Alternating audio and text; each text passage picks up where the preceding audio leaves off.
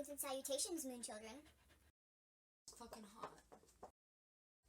Today, I want to talk about a horrible experience I have had. Camping. I hate camping.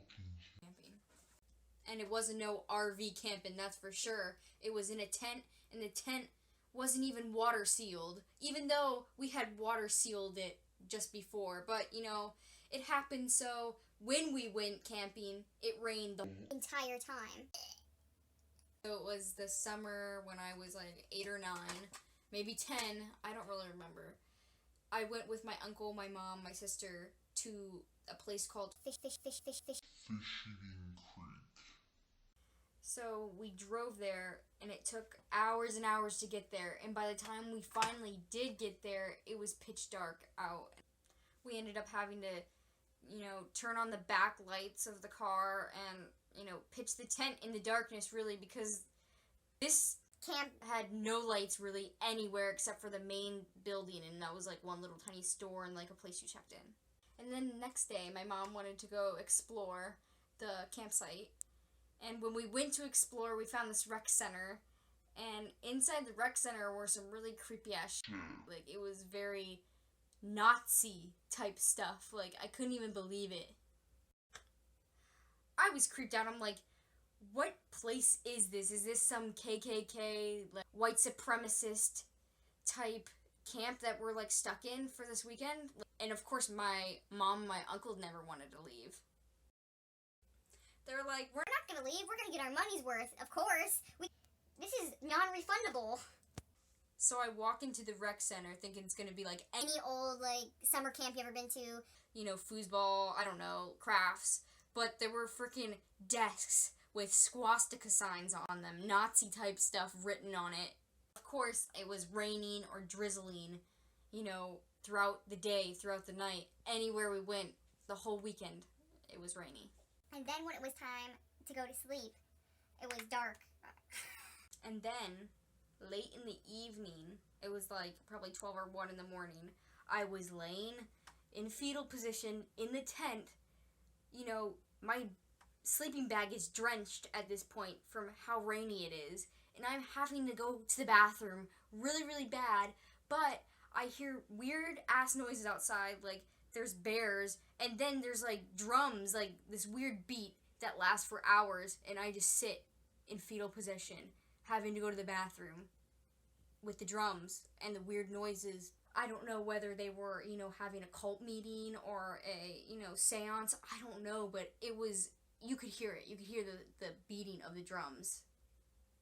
I have never had to pee so bad in my entire life. I swear to you, every time I have to go now, if I don't go in enough time, my bladder will start to hurt. Like, maybe there's something wrong with me. Maybe I need to go to the hospital or get that checked out. And the next morning, I finally went out, you know, went pee and stuff like that. The cooler had been moved. Like, you could see in the sand, like, where it had been moved, like, where it was and where it ended up. It was in some totally different...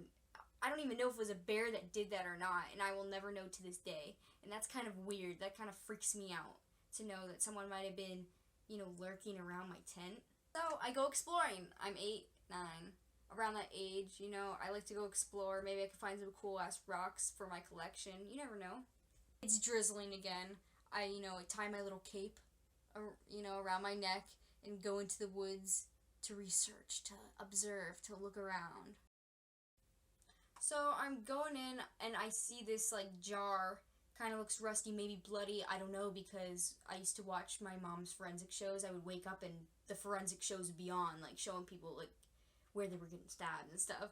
But then I saw maybe there's like a tooth or something inside, and I go and check, and right near it there's some freaking bones, and they looked quite human to me. And then I go and examine, you know, and I go and check to see, like, because they might be animal bones, you never know.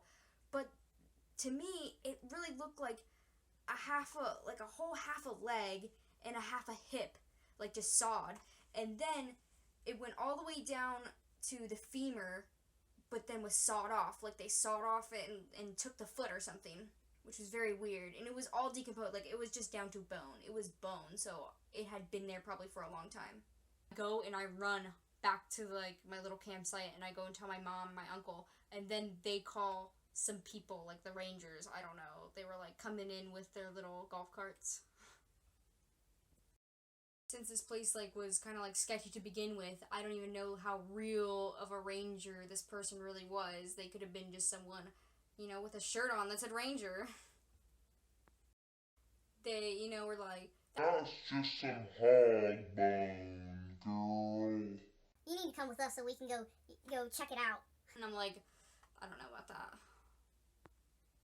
After that night of me, like, being up all night hearing those weird drums in the woods, I was not gonna be going with anybody, so I just kind of, like, you know, scurried back to my mom's side and just, like, stayed with her. And, you know, they talked, and my mom was like, you know, it's okay. Maybe it is hog bones, and we'll just leave it at that. And then that's just how it ended. Then, after that situation, you know, it was the day that we had to leave anyway, so I just went to the store, you know, grabbed some boiled peanuts, called it a day, went into the car, and we just drove away. Away, out into the hot Florida sunset. So, I hope you enjoyed this weird adventure that I had gone on, and if you have anything like that, or any experience that you've had before, comment below.